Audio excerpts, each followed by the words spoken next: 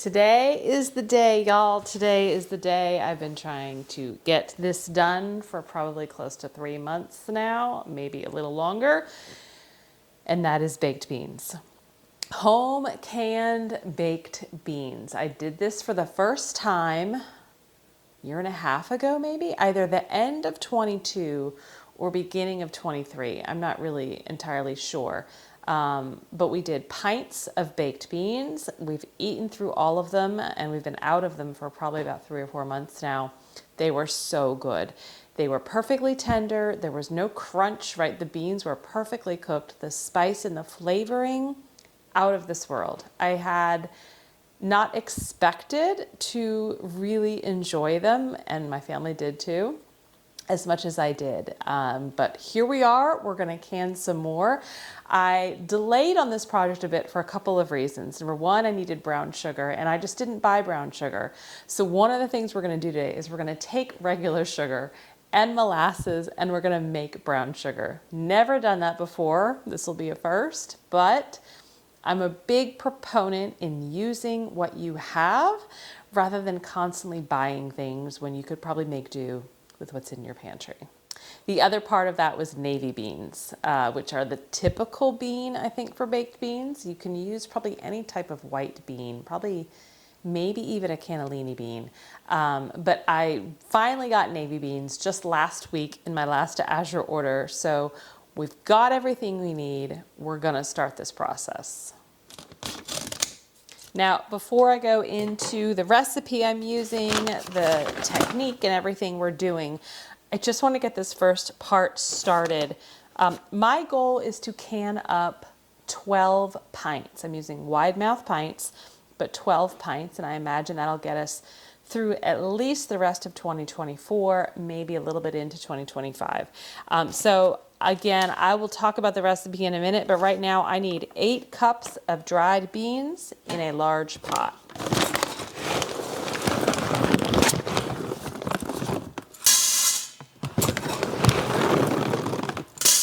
Want to get my beans boiling. So I'm getting enough water in here to cover them by a couple of inches so we can get them boiling. I actually have an insert in my pan here so that I can easily drain my beans when we come to that part.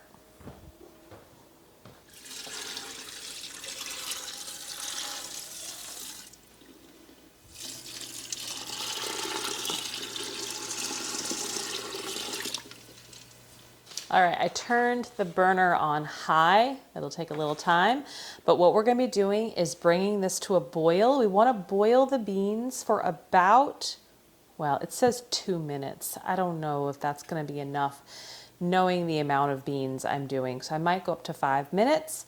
Then we're gonna remove it from the heat, leave the lid on and just let it stand and let it sit in that hot water for an hour. So during that period, we can kind of get some of the other stuff put together. After that hour is up, we're going to drain the beans and discard that liquid. So one of the things that people have sometimes with beans is digestional distress or gas and bloating, right, and discomfort, all kinds of digestional issues. And the reason is because beans have this enzyme in them that help actually protect the bean. How do I say this? So it actually the enzyme is there for a reason, and it protects the bean from sprouting too soon, too early, right? If you think about it, if you're trying to grow beans, it takes a little bit to get that bean to sprout. And once it's sprouted, that enzyme is kind of gone. And so that's why you sometimes hear people talking about soaking their beans or even their greens for that matter and sprouting them a little bit. It helps release that enzyme, remove it, and it's a much easier digestible for you and me. So I did not soak my beans for this recipe. It did not call for it. This recipe, by the way, it's from Healthy Canning. This is a tested USDA approved recipe. Not that that always matters to me or maybe you, but this is the same recipe I did last year. And because it tasted so good and the texture was spot on, that's why I'm choosing to do this again. So you could skip a lot of this. The other thing I kind of toyed back and forth with was going with a different recipe where you basically kind of just fill your jars with the dried beans, spices, seasonings, liquid, and then can them, right? And they kind of get cooked in the canning process.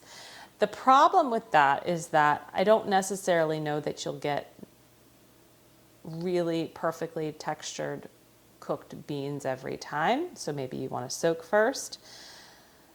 But I digress. This is what I'm sticking with. The recipe's down in the show notes. So after an hour, we're going to drain our beans, and then we're going to put fresh water in because a lot of that enzyme now has come out into that water and we want to discard it. That's why we're doing that. We're going to add some bay leaves. We're going to bring to a full boil for a couple of minutes, and then we are going to start filling our jars along with our spices and seasoning. Baked beans, no matter what recipe you choose to do, should not be water bath canned. Pressure canning, because it's a low acid food and the density of the beans, pressure canning is the only safe way to do this. So for 1 pint pressure canning, we're going to be doing 65 minutes. So I've got 12 jars out. I have a feeling this, I don't know, we'll see how the recipe measured out because I like double, tripled, quadrupled the recipe. The recipe was for 3 pints. I'm doing 12 pints. And so it says 8 cups beans, but we may end up doing more than 12 pints. So while this has to come to a boil and then sit, we're going to go get the rest of our ingredients mixed up. So I've got a lot of the ingredients that we need here on the counter. The first thing I'm going to do is chop up my onion. I need 4 cups of finely chopped onion. So I think the best way to do that is probably going to be in my food processor. And then we're going to dump everything into a stainless steel pot here to kind of have all of the seasoning and liquid put together and ready to mix in with the beans when the time comes.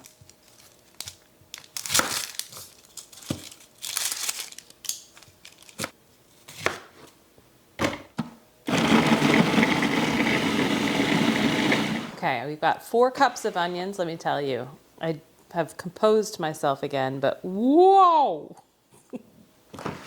I couldn't breathe, I couldn't see. Those onions were strong.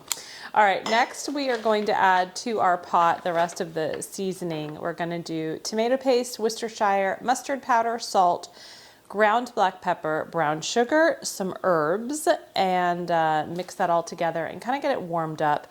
We've got time though, right? Since we still have to get our beans boiling. I can hear them, they're coming. And then let it sit for an hour.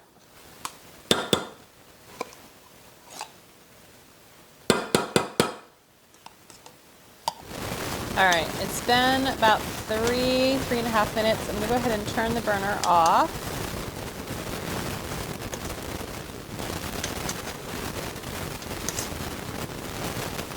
And I'm gonna put the lid on and set my timer for 1 hour.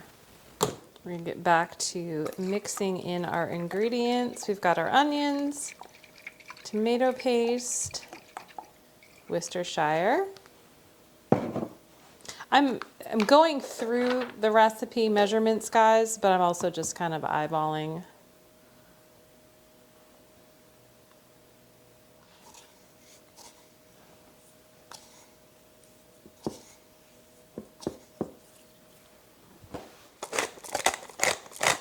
The recipe does not call for garlic or garlic powder. I'm just adding a little bit in.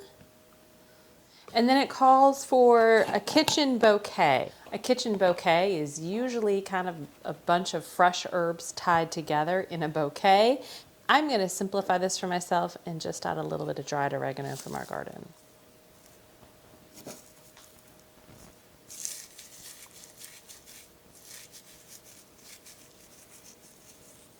All that's left to add to this is our sweetener, which is the brown sugar. So we're going to mix that in the food processor. It looks like I need about 12 tablespoons of brown sugar, so a little bit less than a cup. I'm just using my regular organic sugar that I purchased from Azure Standard.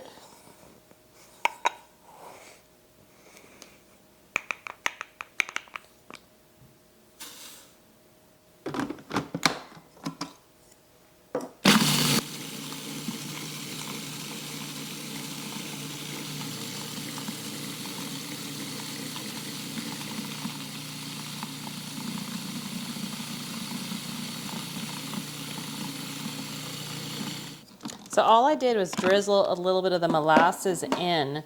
I've read online that there are ratios you can use to get either light brown sugar or a dark brown sugar. It all just depends on how much molasses you're adding. And I am winging this like I do a lot of things in the kitchen. And I actually think that's good. I have never purchased molasses before in my life, ever. This is the first time. And this is organic blackstrap molasses from Azure Standard. The first thing I noticed when I opened this and was kind of pouring it in, it smelled like baked beans. Like that sweetness, kind of distinct molasses smell, I suppose. Molasses are, I guess, the typical sweetener in traditional baked beans.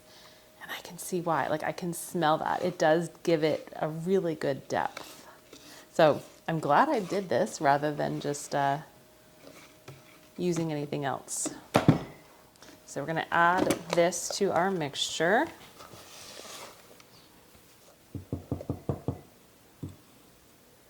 From that one thing alone, making the brown sugar with the molasses, I already know this is gonna be better than the first batch I've ever done with the baked beans. I can already tell, flavoring wise, this is gonna be better. Good morning. Good morning, Marmar. All right, so we've got our seasoning mix mixed up, kind of our it's basically gonna be the liquid we're gonna top the beans with. We've got our beans just kind of soaking and sitting for the next 49 minutes. And our jars are ready. I just need to get the canner on the stove, get some lids, get some rings, but really now this process just kind of does its thing, and I'm gonna go have breakfast and have a coffee and chill. And we'll come back when that hour's up, because when that hour's up, we're gonna drain the beans, get some new water in with some bay leaves, bring it to a boil, and then we're gonna start filling jars. All right, our 1 hour is up.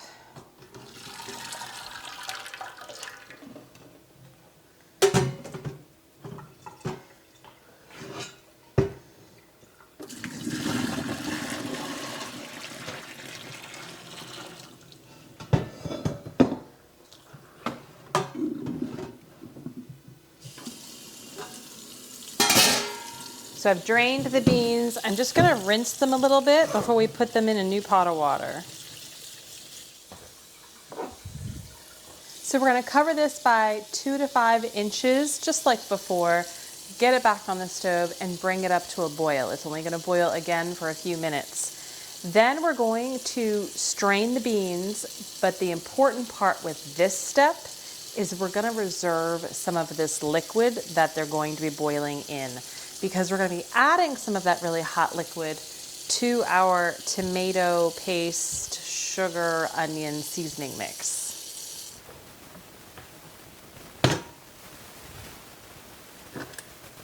All right, bring this to a boil.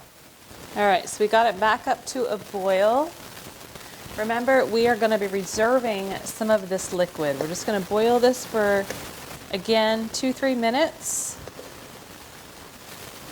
I've already got my canner on the stove. It is on low, but I've got the water in ready to go. And I've got my jars ready, my lids. I'm using my 4 jars lids today. The rings, we're gonna add our hot bean water to our sauce to liquefy it a bit, and then we're gonna start filling.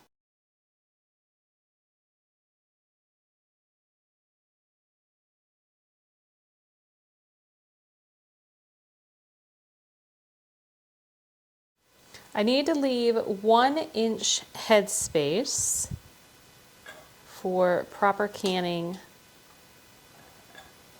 recommendations. And the recipe said to fill your pint jars almost 3/4 of the way with the beans, and then the rest of the way with your liquid, but again, accommodating for that 1 inch headspace.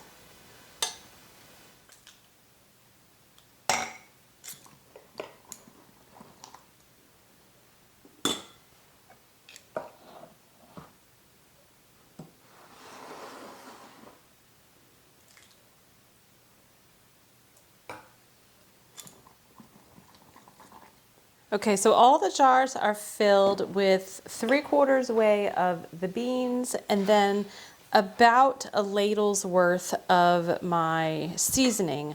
Now I'm just going to be topping and kind of debubbling with some of that extra bean water, just so that we get to the right headspace and get rid of all the pockets, and it also just helps distribute more of that flavor.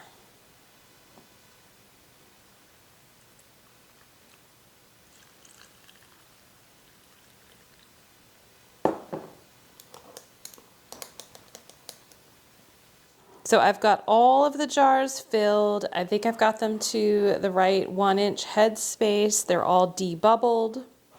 I've got my seasoning spice mix, I think pretty well evenly distributed.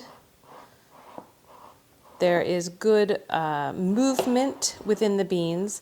When you're doing something like this with the pressure canner, you just have to always make sure that things aren't so tightly packed that as the canning process is going, the beans can't kind of move around. Everything needs to be able to move around. The water needs to be able to move around the beans also. It just helps evenly distribute the heat and making sure you've got a safely canned product on your shelf.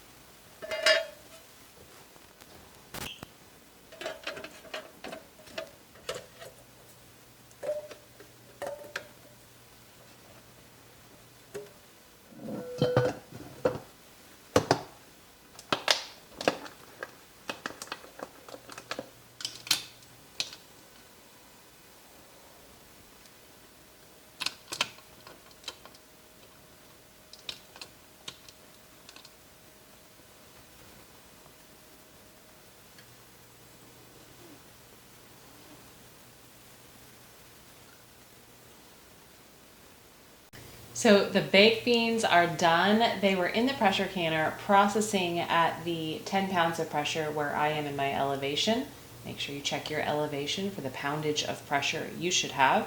But they were processing for 65 minutes at 10 pounds of pressure. I ended up processing 16 pints. Now I had canned up or jarred up 17 pints. So one of them didn't quite fit in my canner. I have the All-American 921 and it can fit up to 8, I think it's 7 or 8 quarts at a time, and then 19 pints, but that's 19 standard mouth pints, not the wide mouth, so there is a difference in the canner, be aware. So I was able to get 16 wide mouth pints in. That last one, I just put it in the refrigerator.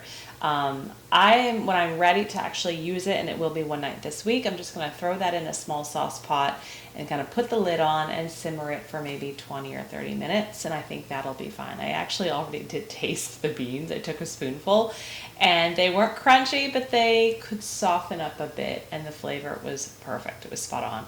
So we'll use that one night this week. But 16 of these babies are now in the pantry. Very excited about that. So after the processing time was over, I really just kind of let them cool. I go through the proper procedure to let the canner come down from pressure, letting everything sit, not bringing drastic temperature changes to the jars inside the canner, because that's when things start to pop. Lids can pop, maybe not seal properly, and maybe worse, right? Maybe something could break. You just don't want to ever have any drastic changes in temperature. So you always kind of take the lid off very slowly, have the lid off and let the jar sit in the hot water with the lid off for 5-10 minutes and then remove them. I just do this extra cautiously because I have had these problems in the past. So then they sat on the counter for about 24 hours, and just yesterday I went ahead and took the rings off and I washed the jars. So I'll fill my sink up with hot soapy water and I will literally just kind of take a sponge and wash the edge of the jars. Now, I did notice that there was some seepage, right? During the canning process, it's perfectly normal. If I was a little bit too close within that 1-inch headspace, some of the contents can start to come out. And so it was like a little crusty, a little sticky on the edge. You always want to make sure with pressure canning, after you take the rings off, you are washing your jars. That way you're preventing any other type of bacteria from just kind of infiltrating, or even on the outside of the jar. You just don't want it. After they're washed and dried, I keep the rings off. And they're stored in our pantry here. I do write the date and the year. I used to write the contents. Every now and then I do, but I kind of have a good idea of what's what, just because in the very beginning of my canning journey, I was canning everything and anything I could because it was exciting and it was fun and I was learning. Over the last few years, I've been canning for probably 7 or 8 years now. I've kind of honed in on, what do we need? What do we eat? What do we don't need and don't eat? And so I kind of have an idea, but I always write the date and the year. I suggest you do the same. So that way you're always working in and eating the oldest stuff first. I just want to highlight again, I know I touched on it, do not store your jars with rings on. Don't do it. Just this week, I've had 2 jars with popped seals and the contents had gone bad. One my husband found, one I found. And we would not have known that if the ring was on. And I was talking to him about this just yesterday, because if I can pick up a jar by the lid and hold it by the lid, it's sealed and you can kind of feel it's sealed. These 2 jars, one was a vegetable beef soup and one was green beans back here. And both of the lids were not sealed and they just kind of were resting on top. And so when he went to go pick up a jar of vegetable beef soup, he was going to eat it the other day, a couple days ago, he noticed the lid was not on. And so he disposed of it, told me about it, all is well. And then as I was actually putting the baked beans in the pantry, I guess this was yesterday, I noticed I was kind of reorganizing and I noticed one of my green beans, the lid also was not really on. It kind of just moved and came right off. And the top of the green beans, I did see some darkish, brownish, blackish discoloration. So I immediately dumped that and threw that lid away, and then I washed the jar in the dishwasher.